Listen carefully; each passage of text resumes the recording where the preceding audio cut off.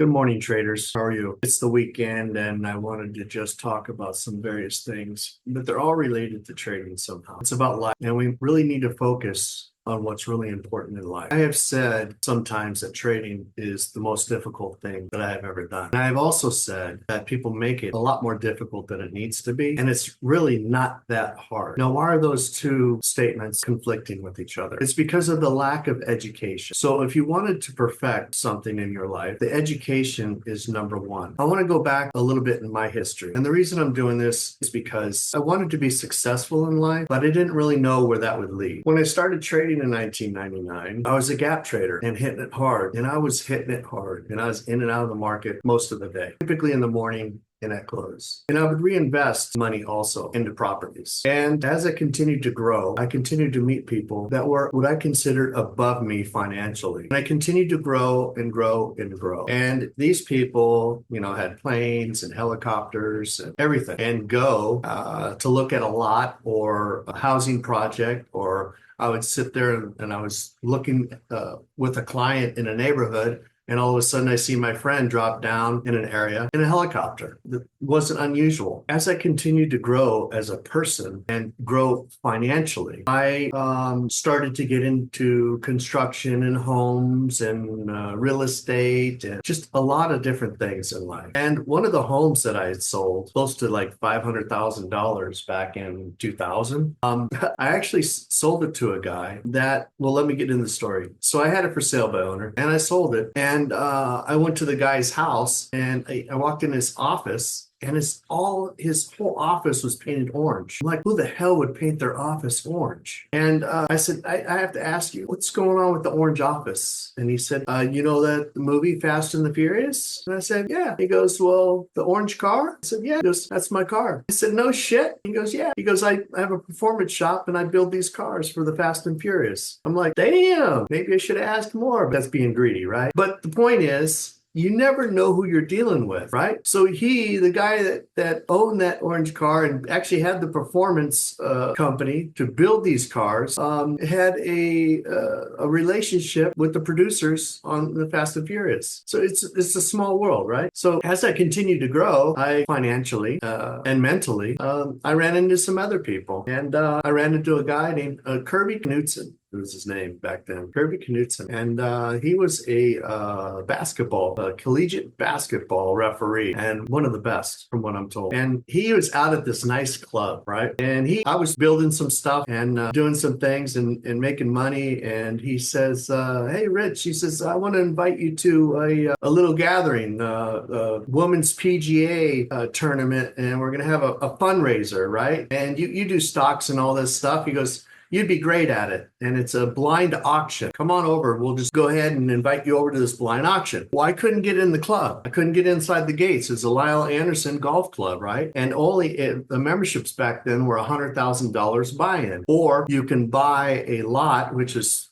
anywhere from 3 to 500 on $1 million for a piece of dirt. And you can also buy a social membership on top of that back then. So it says, come on over to the club. Well, I like clubs. So I was young, and these guys were a lot older than me. And he says, hey, come on over to the auction. So he says, come on. So back then I liked Grey Goose vodka tonics and a couple limes, and they just go down smooth, right? So I went over there and I started having some cocktails and all that stuff. And he's patting me on the back. He says, you're a good trader. You're a good trader. He says, come on, let's buy that TV for me. This an auction. So you had a choice. There's memberships, so I could bet on 18 person suite at the Phoenix Sun suite with the gorilla, food, drinks, everything, to you name it, man. The D-backs or wherever. I mean, these things were thousands and thousands of dollars. And you could buy it up front at this price, or you can bet on it, and the highest bidder wins, right? So I'm just going away, and I'm like, shit, I'm not feeling nothing. Buy that TV for me. And he's telling me, and I'm like, I don't need TVs and stuff like that. And I'm just going at it, and I'm like trading, right?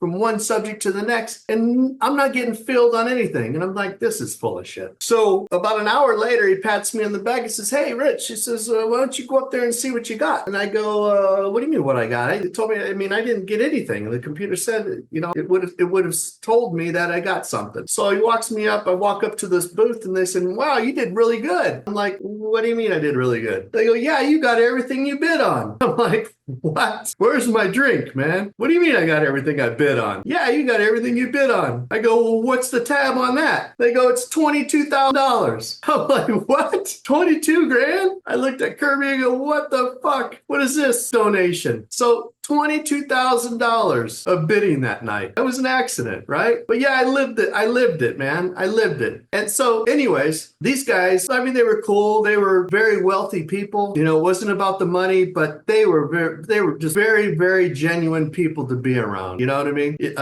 I'm not going to name, but there was some basketball players, actually one of the best basketball players at the club too. I mean, he was at the club. I mean, he was a member and stuff like that. So I wanted to be in that. I'm like, hey, I got to taste the blood. That's where I need to be. So I'm like, hey, Kirby, how much is it to buy into this? He says, well, you golf? I don't golf. I'm a hacker. I played baseball in college. He goes, well, you can buy a golf membership. It's $100,000 buy-in for a golf membership. I'm like, I don't golf. He goes, but you can be at the club all the time. I like the club because they had a nice club, Tuscan style, and I used to build Tuscan style homes and stuff like that also. And he says, man, he goes, this club is nice over the Superstition Mountains. It's absolutely beautiful, beautiful. And the food they would fly in lobsters for us. You could be at 5-6 pound lobsters. And man, it was great. It was fucking great. So I went, and instead of buying the membership, there was a number of different ways you could do it. You could buy a social membership plus a lot, or you could buy the club outright, and then you had to pay tuition dues every month, like $700-800 a month to be a member out there. So I went out and I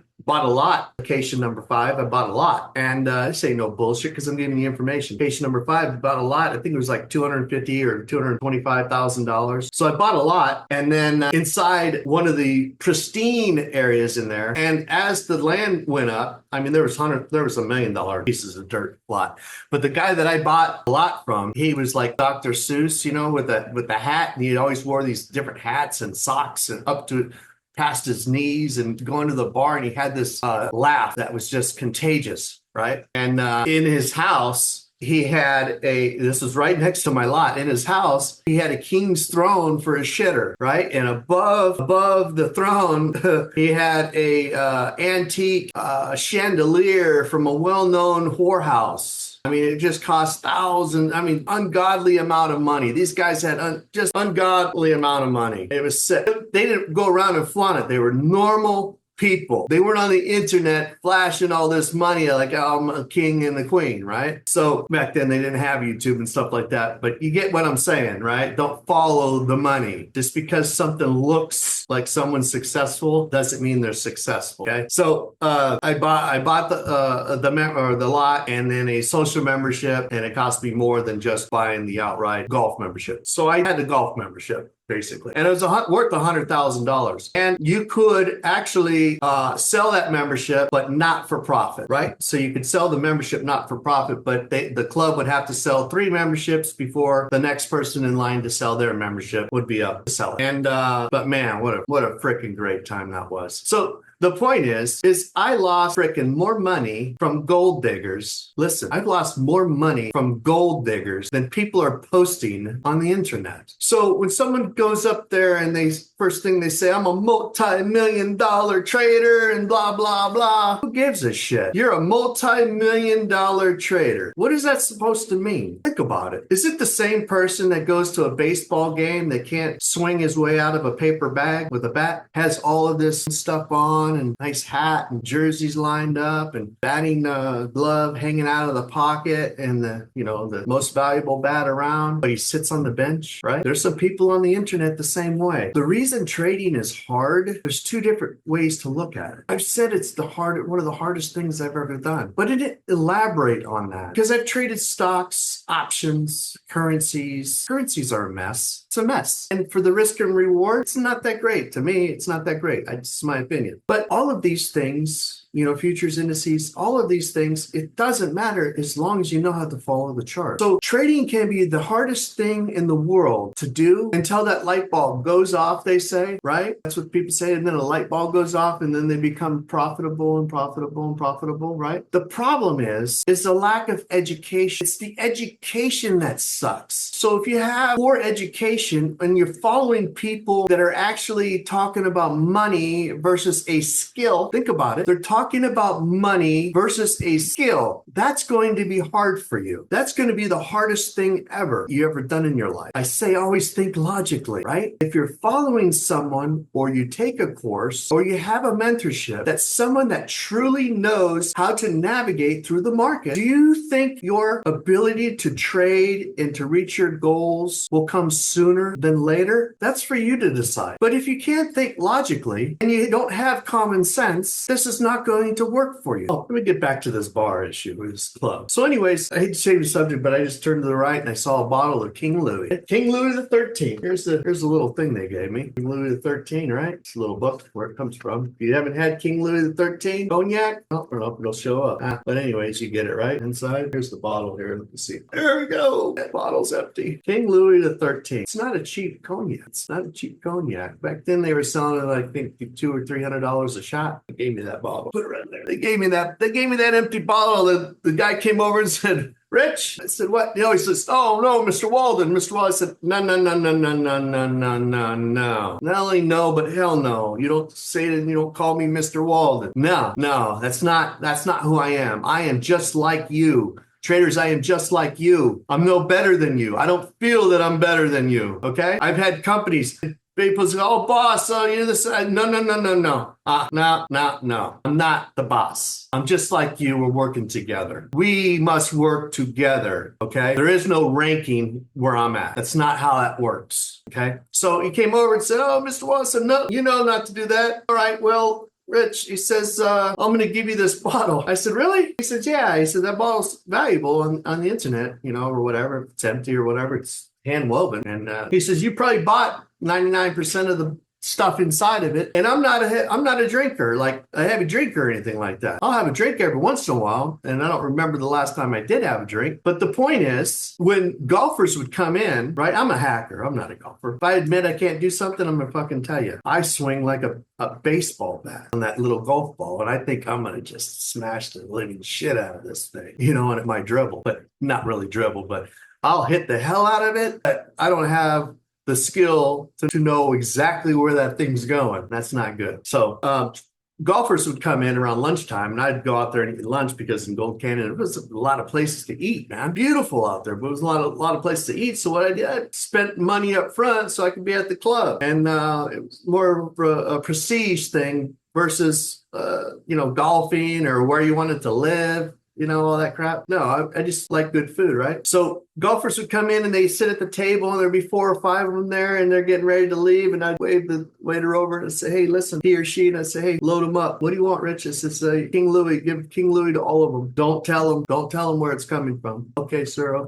They'd go and they'd 4 or 5 of them sit around the table, and all of a sudden King Louis shots come. There was $200-$300 a shot, right? And all of a sudden, they're drinking it and they're looking around, and I'm just cutting my steak or eating whatever, and not paying attention to them. And all of a sudden they're done, and you could tell when they're getting ready to leave. And I wave the waiter back over, and I'm like, hey, hit them with another round. The waiter would go and hit them with another round, and they're looking around like, who the hell's doing this, So after 2 or 3 rounds, right? I think one table I got 3 rounds. And they came over, God damn it, we knew it was fucking you. We knew it was Walden. What the hell are you doing? I'm like, man, you thought you were going to leave. And I sat your ass down. But the point is, those are good times, right? Those are good times. So, but would people get on the internet and show you flashy watches and cars and bars and trips and boats and all this stuff? Take it with a grain of salt, okay? They made the money somehow, right? They were successful somehow. How they got there, I don't know, and you don't know. But if they're pumping out Lamborghinis and they're showing their boats and things of this nature, they got the money and resources somehow. But it doesn't mean they got those resources from trading, right? I'm not on this channel. This is a skill first channel. I have nothing to fucking prove to anybody. I've tasted what it's like to be at the top of my game. I've tasted what it's like to hang out with people with ungodly amount of money. It is no difference than you and I, because you are who you hang out with. And all of those people that I hung out with didn't brag, didn't flash what they had. And I've never done that either, because I've had it. I can make it. I'm not interested in taking it. There are gold diggers out there, men and women, that are attracted to money, and they're crooked as hell. They know who they are. They have no self-worth. If you had self-worth, you would work for it. Trading's the same way. Having a business and a prop firm is the same. If a prop firm has self-worth, they would pay their traders. But see, they're interested in the money, and the money gets in a way of reality and what's right and what's wrong. So let's go over this. It's very simple. It truly is this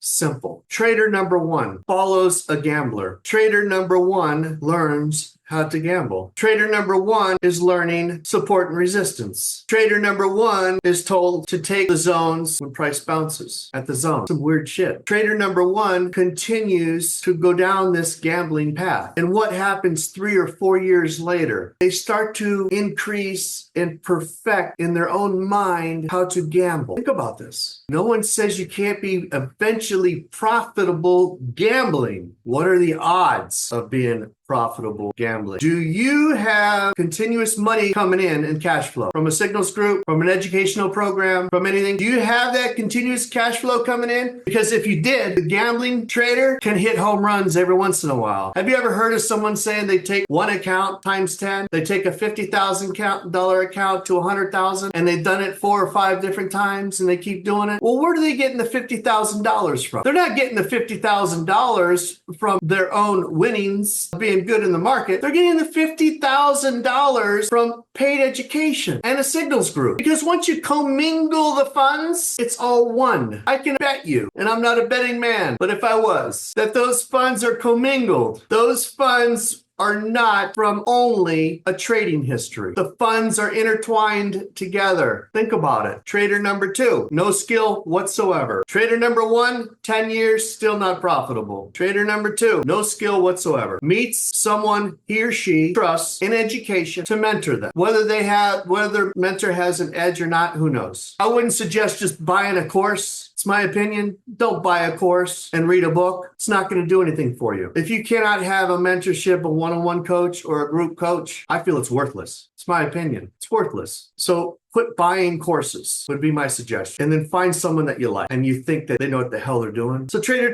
number two, they don't know anything, but they meet someone that has and believes in having a toolbox or has an edge in the market. And he or she lays it out, A through Z, what it takes to execute a trade every day, over and over and over again. Trader number one is still gambling. Trader number two is just starting. Who do you think has a higher probability of being successful at trading? You have to answer that. I'm not going to answer that for you, because if you can't answer that question, trading's not for you. Okay? So just because you might believe that you're successful at trading, whatever that may be, a gambler can be successful, right? And a gambler has an addiction and a habit. Can the gambler just walk away from trading and be fine and live the rest of his life? Some can and some can. So really think about who you're hanging out with and who you're following. What have they done in their life? Are they at their highest point in their life right now, getting ready to crash? Have they done various things throughout the life and had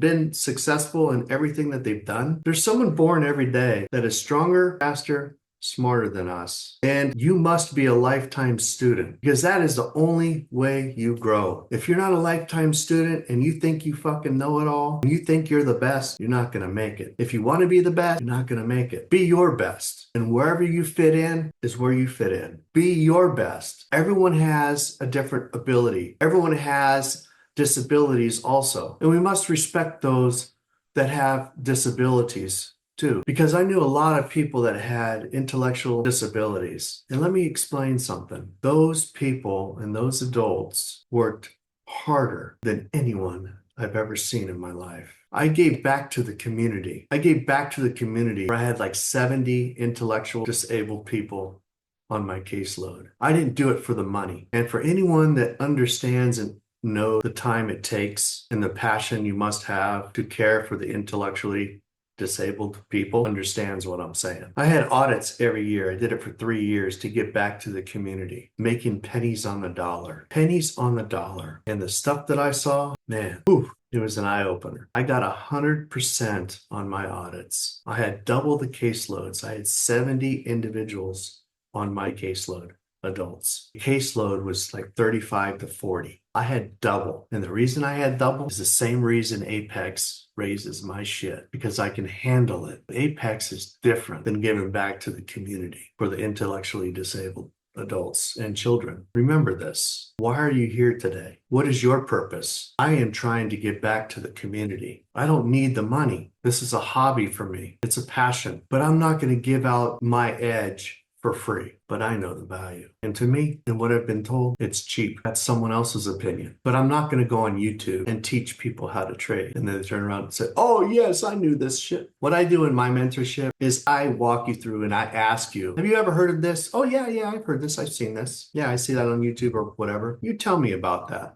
Tell me everything you know about it. I don't need to know your strategy. You're here. You're working with me. But I need to know where you're at. Your trading. And then all of a sudden I say, is that all you know about that? Yeah, okay, well, let me tell you the rest of it. And they're like, ooh, wow, I never knew that. Ooh, yeah, that makes sense. And then we go on to another thing. You know anything about this? Oh yeah, I've used them in the past, blah, blah, blah. What do you know about it? And I have them answer because I want to know, I want to see where they're at. I have to interview these people. I have to see where they're at, right? And then depending on how they say it, I'm going to go back and explain it in details, in specific details, and show them. Go back in history and show them so they can see it with their own eyes. If you want to learn how to navigate through the market, go to breathingwiththemarkets.com. I wish everyone well. I am here to get back to a community. Trading is an individual sport. Peace, traders.